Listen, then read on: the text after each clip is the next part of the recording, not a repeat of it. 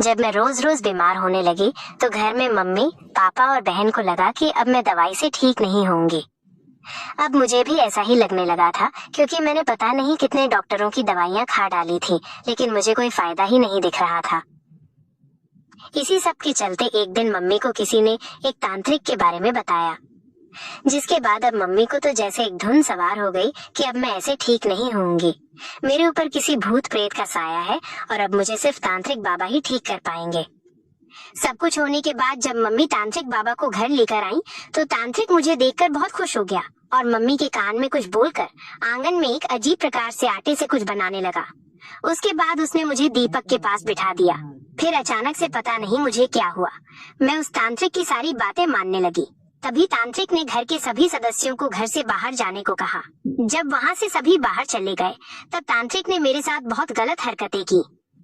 दोस्तों, ये मेरी सच्ची कहानी है, इसलिए मैं अपना नाम और अपना पता सिर्फ काल्पनिक ही बताऊंगी, जिससे आप लोगों को सुनने में बहुत मजा आने वाला है। मेरे घर में मेरे 2 भाई और मेरी एक बहन है। मेरे पापा बैंक में जॉब करते हैं और मेरी मम्मी घर में ही रहती है। मेरा छोटा भाई राहुल अभी इंटर में है और उससे भी छोटा भाई मोहित अभी 11th में है और मेरी बहन प्रिया वो अभी 9वीं में ही है। मैं रामपुर की रहने वाली हूँ। ये कहानी 4 साल पहले की है, जब मैं घर पर ही रहती थी और कुछ बच्चों को बस घर पर कोचिंग दिया करती थी। मैंने घर से ही अपना ग्रेजुएशन कंप्लीट किया है। दोस्तों, मेरी जिंदगी में क्या कुछ हुआ है और क्या क्या बीता है वो सब कुछ आज मैं इस कहानी में बताऊंगी। एक बार मैं सुबह बाथरूम में नहाने के लिए गई हुई थी, क्योंकि मुझे आज कॉलेज में अपने असाइनमेंट जमा करने थे। लेकिन जब मैं बाथरूम में स्नान कर रही थी तभी मेरी नजर अपने शरीर पर गई। मैंने देखा कि मेरे शरीर पर हर जगह काले काले निशान हैं। ये देखकर मैं डर गई कि ये सब कैसे हुआ। मैं उन्हें बार बार पानी से धुल रही थी, लेकिन निशान जाने को तैयार ही नहीं थे। मैं बहुत उदास होकर बाथरूम में बैठ गई और सोचने लगी कि शाम तक तो सब कुछ ठीक था, फिर अचानक से ये सब निशान कैसे बन गए। मैं स्नान करके हल्के ट्रांसपेरेंट कपड़े पहन लिए, जिसमें से अंदर का थोड़ा थोड़ा सब कुछ दिख रहा था। कपड़े हल्के पीले रंग के थे और अंदर सफेद रंग की बनियान पहन रखी थी। मेरे गोल गोल और गोरे गोरे गाल थे, जिससे मैं काफी सुंदर भी थी और उन कपड़ों में तो मैं और भी सुंदर लग रही थी। मैं वैसे ही कपड़े पहनकर दौड़ते हुए मम्मी के पास आई।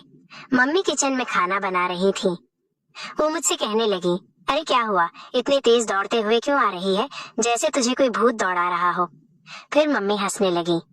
मैं मम्मी से कहने लगी, मम्मी देखो ना, ये दाग मेरे शरीर पर कैसे आ गए। कल शाम को जब मैं लेटी थी तब तो कुछ नहीं था, फिर ये अचानक से कैसे आ गए।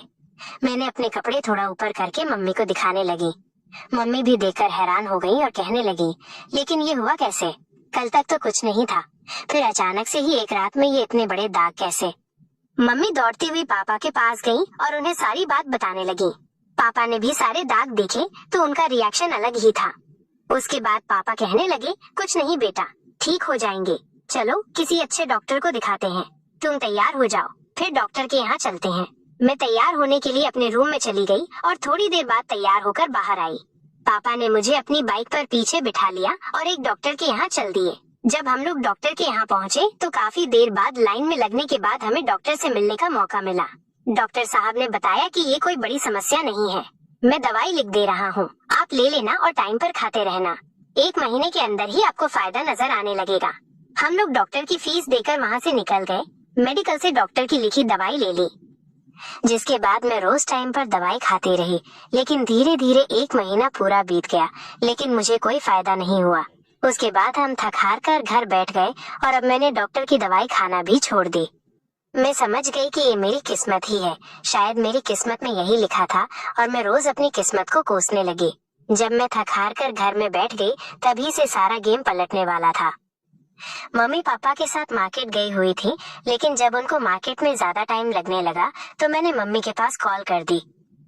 तब मम्मी ने बताया कि मार्केट में उनकी दोस्त मिल गई थी और पड़ोस में ही उनका घर था, तो उसने उन्हें घर पर बुला लिया और वो उनके साथ चली गई। जब मम्मी मार्केट से वापस आई तो वो मेरे लिए पीले रंग के कुछ कपड़े ले आई और मुझसे बोलने लगी, शनिवार के दिन हमारे यहाँ एक तांत्रिक बाबा आएंगे और जब वो आएंगे तब तुम्हें यही पीले रंग के कपड़े पहनकर उनके सामने आना होगा। मम्मी की इन बातों को मैं समझ नहीं पाई और मम्मी से पूछने लगी, मम्मी कौन और कैसे तांत्रिक बाबा। तब मम्मी बताने लगी कि जब मैं मार्केट गई थी तब मैंने तेरी इन दागों और तेरी बीमारी के बारे में अपनी दोस्त को बताया था। तभी उसने मुझे एक तांत्रिक बाबा के बारे में बताया और उनसे बात भी करवाई थी। तब उन्होंने बोला कि वो शनिवार के दिन हमारे यहाँ आएंगे और तेरी बीमारी देखेंगे। मम्मी की ये बात सुनकर मैं मम्मी से कहने लगी, मम्मी आपको तो पता ही है मैं तांत्रिक बाबा से कितनी नफरत करती हूँ, फिर भी आप उन्हें। तब मम्मी कहने लगी, बेटा मैं जानती हूँ तुझे ये सब पसंद नहीं, लेकिन अगर इससे तेरी बीमारी सही हो जाती है तो सही ही है ना, हमें बस तेरे इलाज से मतलब है। मम्मी की बात सुनकर मैंने भी बिना मन के हाँ में हाँ मिला दी।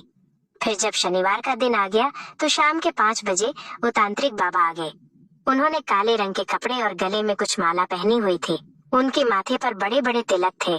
थोड़ी देर बाद उन्होंने अपना दूसरा पैर भी घर के अंदर रख दिया, फिर घर के अंदर आ गए। वो मम्मी से कहने लगे, कन्या को नहलाकर पीले रंग के वस्त्र पहनाओ।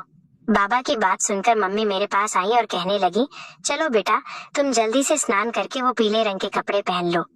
जैसा कि मम्मी ने कहा था, मैं बाथरूम में नहाने चली गई और खूब रगड़ रगड़ कर स्नान किया और फिर वो पीले रंग के कपड़े पहन लिए। बाबा ने ये भी बताया था कि उन